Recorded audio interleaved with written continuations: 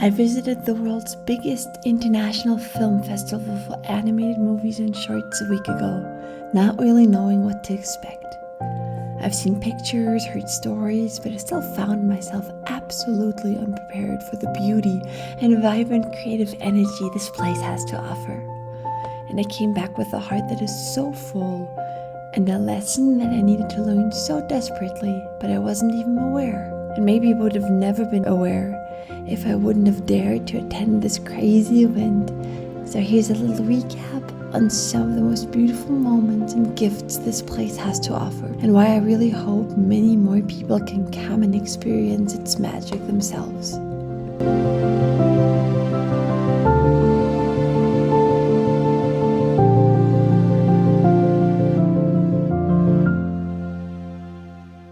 I don't think it comes as a secret that our industry is full of beautiful little introverts such as myself. So events like Lightbox or Annecy can be quite energetically challenging for people like us. Even though I know it's super important to network, to meet people, to put yourself out there, it's difficult. It can be draining after a while. Especially this year, Annecy attracted a super big crowd of people. 18,000 artists and fans of the animation just reflooded this tiny little town. I think last year word really spread about how amazing this event is and how inspiring and how beautiful. So this year everyone bought tickets and everyone came. And it's not just the screenings happening, it's recruitment sessions and cocktail parties at studios happening, and everywhere people are having important meetings and networking in cafes and seeing old friends. And it's so energetically charged all the time. And me and my very jet-lagged sister, who just flew in from America, already anticipated that we will be dead at the end of these days, and our social battery is gonna run low. So ahead of time, we already decided to book an accommodation far away from all the hustle and bustle, nestled in the French Alps, just a tiny little town, tiny little village, really just a few houses, and we stayed at a farmhouse where we could greet our neighbor's dog every morning and have a breakfast in complete quiet with nothing more but the cowbells in the background. No noise, just complete peace, space to plan the day, to not skip our morning meditation, because on events like these meditations, these grounding practices, whatever you might have, are so important, and that's the time when you tend to skip them because you're just so in such a go mode, right? It was just cute having a little pocket of time in the beautiful sunny mornings to just plan a cute outfit. Take your time, take a few breaths, have your first coffee of the day in peace. Make a difference for the day. I read somewhere or heard somewhere that how you start your day, the first couple minutes or the first hour of your day really shapes the rest of the day. So if I start and I get up and I'm in an Airbnb in the middle of the town, I already hear people talking outside, and I didn't get all sleep because I heard people partying at night and stuff. It's just gonna set me up for a different day, not a worse day, but a different day than what I wanted to have for my first time in Annecy. So that's why we decided to be a little bit outside of where everything was happening this year. And it's also good to remind myself that on events like these that are just naturally longer than 1 or 2 days, energy will fluctuate. There'll be times when you're so full of social energy and you can just talk to everyone and you're just so hyped and you're so inspired and you're so excited. And then there's times when you hit a real low point. A lot of people did that. And I think it's important to not beat yourself up about being at a constant energy level at all times. It's normal, that's how we humans function. And if there is a very exciting thing happening, then naturally there will be a little bit of a recharge moment after that. I'll hit that point a lot of times in Annecy where it's kind of just like, oh, feeling kind of sad right now, even though it's so beautiful, or feeling really tired and low. And having a safe place out in the mountainside and just accepting that that's the nature of a festival or event like this, that helped. It helped balance our nervous system a little bit. It did, however, mean that once we left our accommodation in the morning for Annecy, there was no turning back. Like, it's like a 15-20 minute drive. We weren't gonna like drive back for a nap. Once we left an apartment in the morning, that was it. We were out until, for me, late at night, really just 12, 13, 14 hours on our feet, out in the sun, out amongst people, being perceived and stuff. So it was a lot. The festival is beautiful and all our friends are there. Not all, but many of our friends are there. Old friends, new friends.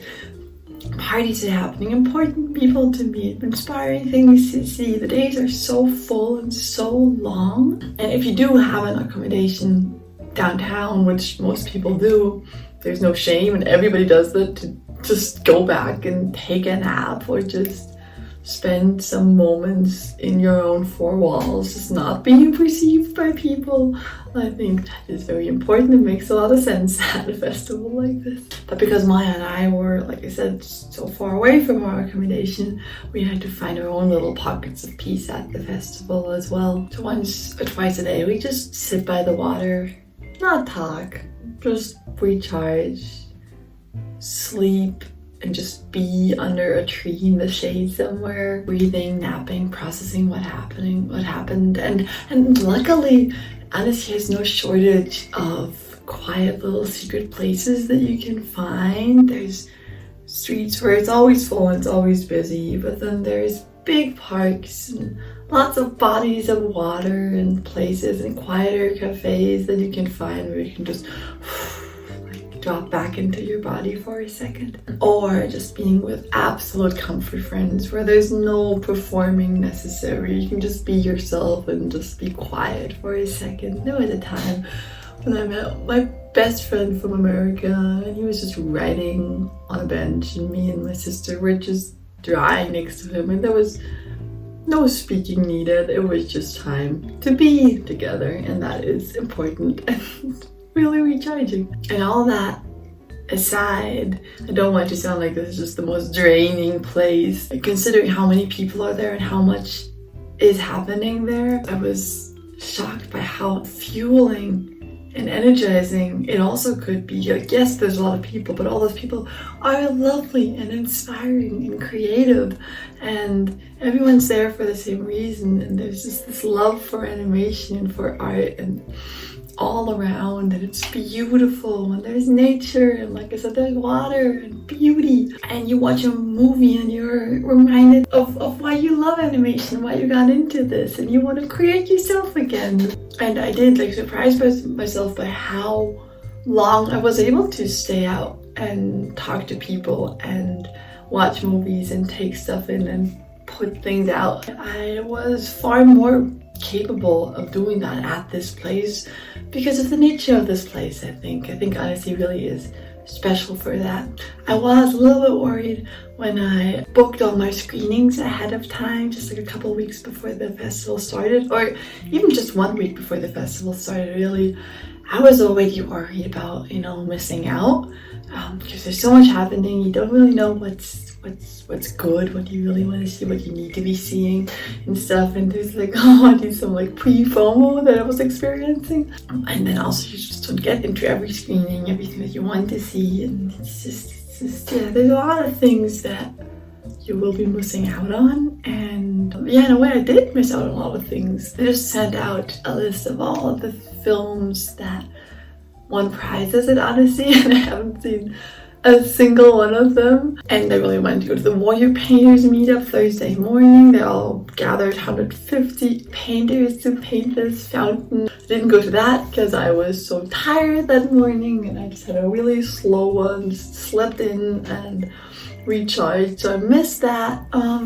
Did not see many friends that were there. I just never crossed paths with them. But it doesn't take away the fact that me and everyone else who's there has their own very unique experience. There's literally so much happening. Everyone is missing out all the time, every second of the festival, because they're busy doing whatever they felt called to do. I didn't see the screenings that won, but the screenings that I did see made me cry, made me wanna paint beautiful backgrounds again. Like, that's what's important, not that I saw the best screening according to the jury, right? And even if you don't get into any screenings, you don't get to meet any recruiters, just you being there, you showing your face and absorbing that energy, that alone makes being at this festival a successful one. There's no point in comparing yourself, and that's what's gonna ruin it if you're just there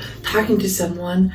And there's this eye dart phenomenon that my friends in LA always talked about, that when you're talking to a recruiter or someone important at a party, but your eyes are like, while they're talking, while they're speaking, you're like looking around to for someone more important that you could be talking to, somewhere where you'd rather be, because you're just gonna constantly, yes, this is good, but there might be something better, I might be missing out and stuff. And that mindset, that not being present and there with the person you're talking to, that's what's going to really ruin a festival or an event for you, I find, and for the other person as well, for all that matters. So I think it's okay to just make your peace with that. You're not gonna see everything, but you're going to see everything that you need to see just because you're going to be there and present. And that, I think, really helped me. But the biggest success, the biggest lesson I learned in Annecy was a surprising one and a social one. I signed up for some of these recruitment sessions that you can get. They're only like 10, 15, 20 minutes long. But I was lucky enough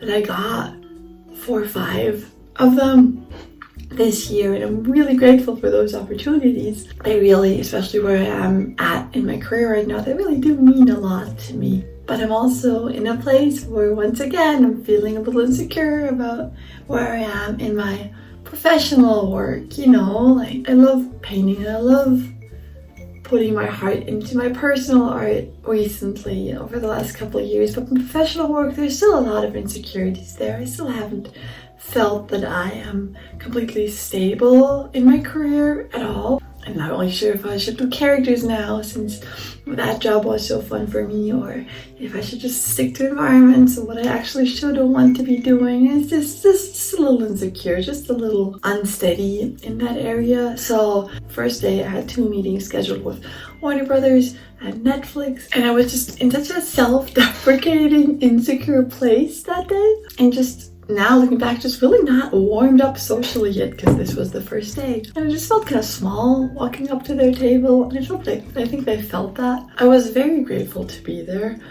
but also feeling kind of unworthy of their time, and I think I kind of emulated that energy. I talked about what I worked on, my previous experience, and how I'm kind of torn between character design and VizDev, and just about how I felt kind of unsure about that. I think I potentially even used the word existential crisis in my meeting with Netflix.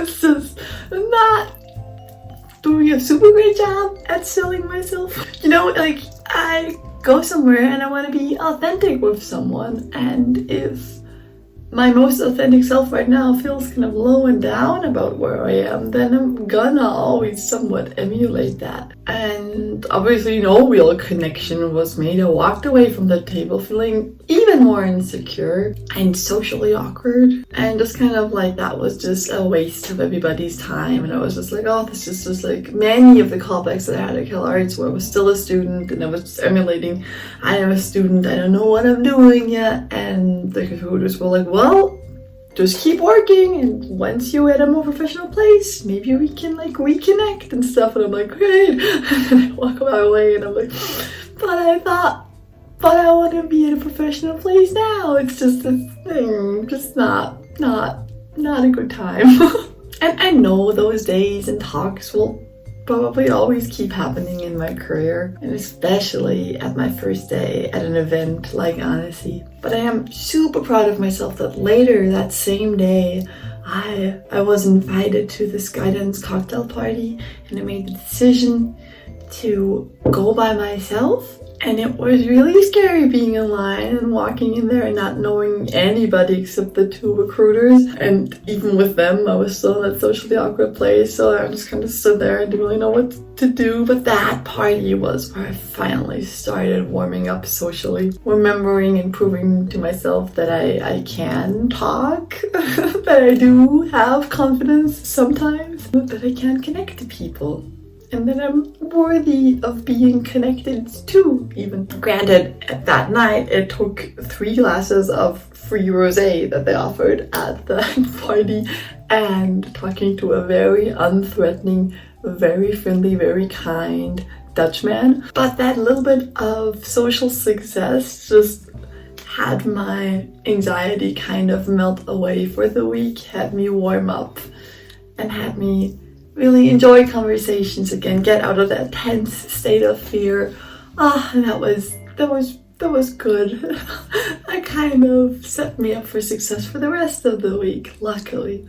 So the next day I had some more recruitment sessions scheduled, 3 more. And I tried something. I tried walking up to the tables, experimenting with carrying myself like I was just so confident and sure of myself. I tried walking into there as if I already was a valuable asset to their studio, rather than someone absolutely unworthy of the studio's time, or someone that the recruiters maybe even feel a little bit sorry for. And don't get me wrong, I wasn't pretending or lying or making things up when I had these meetings. I was basically saying what I said the day previously, but just a little bit more sure of myself. I tried deliberately acting more calm, more sure of the path I was on, and it was a completely different conversation. I saw that they were actually listening to me, looking at my work, and like we were seeing eye to eye, and not that I was like begging them for a giant favor. Instead, that I was the one that had something to offer for them, you know, like instead of being like, oh, I don't know, like usually I did that, this stuff, and now I'm in this character design job, and it's like, it's so fun, but I don't know if I should be doing this and stuff. I was just kind of like, yeah, I have some experience doing this stuff for some smaller and larger studios, and now I moved back, and I haven't been able to update my portfolio because I've been busy working as a character designer on this new feature production. Currently I'm the only character designer on that. It's been really fun, so once the busyness quiets down a little bit, I'd like to take some more time to update my portfolio. I'd love to send that to you. It's like I said the same things, but just emulating a very different energy. And I realized that like no one is going to give me a job because they feel sorry for me. That's not a recruiter's job, even if they have empathy for me and my situation. A good recruiter, their job is to represent a studio and find the most valuable, the most fitting artists for their project, not to feel sorry for them and like give them a chance. That's not a recruiter's job. They're not allowed to do that. So I'm gonna try from here on out to really keep that in mind, that just at least some part of you needs to believe when you walk up to a studio that you have something to offer. Your work can be what they need and is valuable, and that one person that they might be looking for, that could very well be you. Like, your work can be amazing and stuff, but if you don't believe in that yourself and you show that in a meeting like that, like, I don't think a lot can come from that. You know, I've talked to people that are just so unbelievably confident, and their work might not even be in a crazy high level, but because of the way they carry themselves, because of the respect they have for themselves, opportunities just come flowing in naturally. And that is beautiful. That's a skill that they have that I think we all need to learn. So from there on out, I tried to not make myself small and really just be present in the conversations, be myself in the conversations, and try to emulate self-respect in all those conversations. And the festival was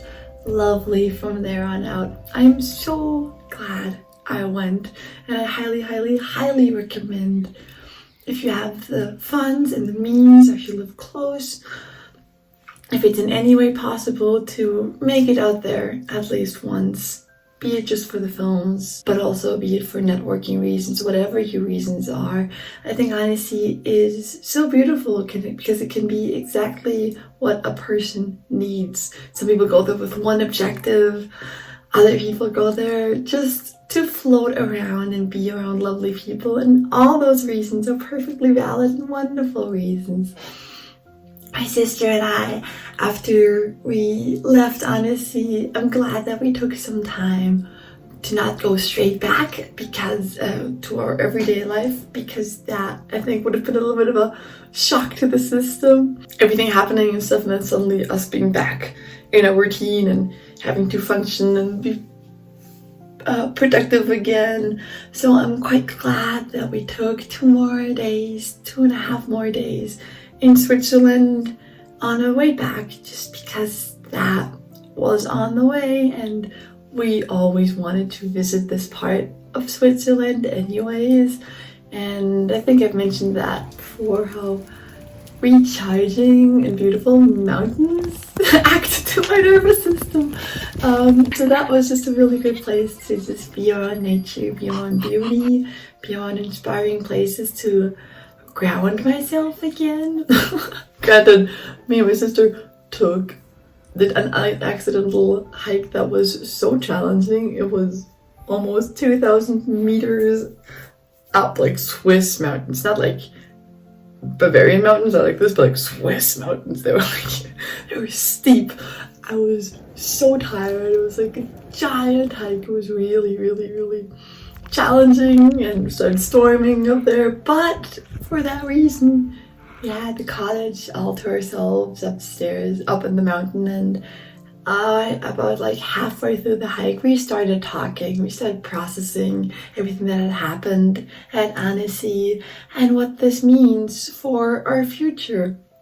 Annecy really re-sparked my love and confidence in this animation industry.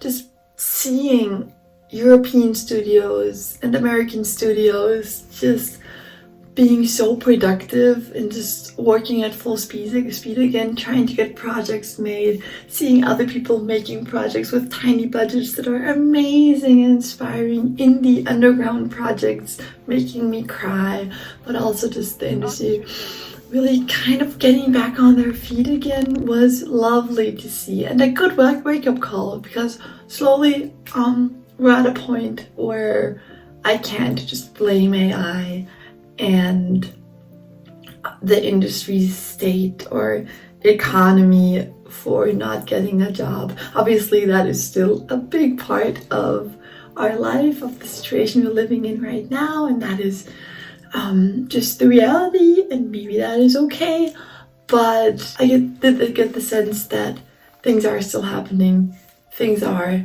being revived, hope is still there, love for animation in myself is still there. So it really was a wake-up call to be like, okay, what do I need to do to actually get my foot deeper into the store again? Because for a while there, I was kind of content with just painting my watercolors indoors and just fostering my tender loving care for my personal work, and I'm grateful I did that. I would never change that for anything. I don't want to give that up either, but I am also excited to dive back into professional work again. See if I can marry my love for animated movies and professional movies and my love for my personal work. See if I can merge them somehow and make something new and beautiful out of it. Me and my sister both decided that this is the perfect time, now that their work has been quieting down a bit again. My project currently is on hold for another 2 months maybe. I only have a tiny little freelance gig happening, and I feel inspired after Annecy, and I feel like there are opportunities out there. So it's the perfect time to really go back to my portfolio and give it a whole remake, make it feel like myself again. I haven't touched my portfolio, part because I was busy, part because I was maybe bitter about where the industry was.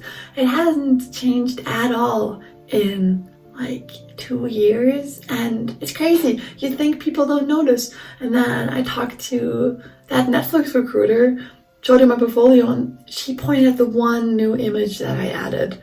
She was like, and we've met like a couple times, like briefly at CalArts, but I'm not like someone that she's looking for. I'm not like an important person on her radar at all. And still, she noticed, like, oh, this image is new. Oh yeah, all the other ones, yeah, those are the old ones. I know those. And I was like, they notice, like they are aware. You feel so small and insignificant when you are creating and working on your portfolio, and you're like, yes, I can update this whole thing, but who's gonna care? But the crazy thing is, these recruiters, they're good at their job, and they do care, and they do see. And if I haven't touched my portfolio in so long, but I have the time, it's not solely the industry's fault that I'm not landing stable jobs. Like, I feel like updating my portfolio and spending more time actually actively networking are two things that I just haven't been doing, and I need to lean into that more before I give up this job, this dream of animation and stuff. Like, that would be the easy way out. So that was a huge gift that Annecy gave me. That, and just all the beauty I got to witness, all the friends I got to see. So yeah, let this be hopefully for everyone who didn't attend or people that did attend and maybe have a similar experience. I would love for all of us to, like, maybe if it feels right, try to see what happens if we lean back into this old dream of ours for animation industry, if anyone else feels in the same boat like I did. Yeah, so if you want to, the next couple of videos are going to be quite portfolio focused, to hold myself accountable, but also maybe to work on this with you guys. If there's a project that you guys have been meaning to do, if there's something where you feel like the universe has been sending you signs like, hey, you need to do this, and the timing just never seems right. For me, I feel like now the timing does seem right, and it's something I've been casually putting off for so long. But yeah, that's gonna be the next couple of videos. Thank you so much for watching me ramble about this beautiful little festival. Highly recommend you guys go. And yeah, I hope I see you guys in the next one. Bye bye.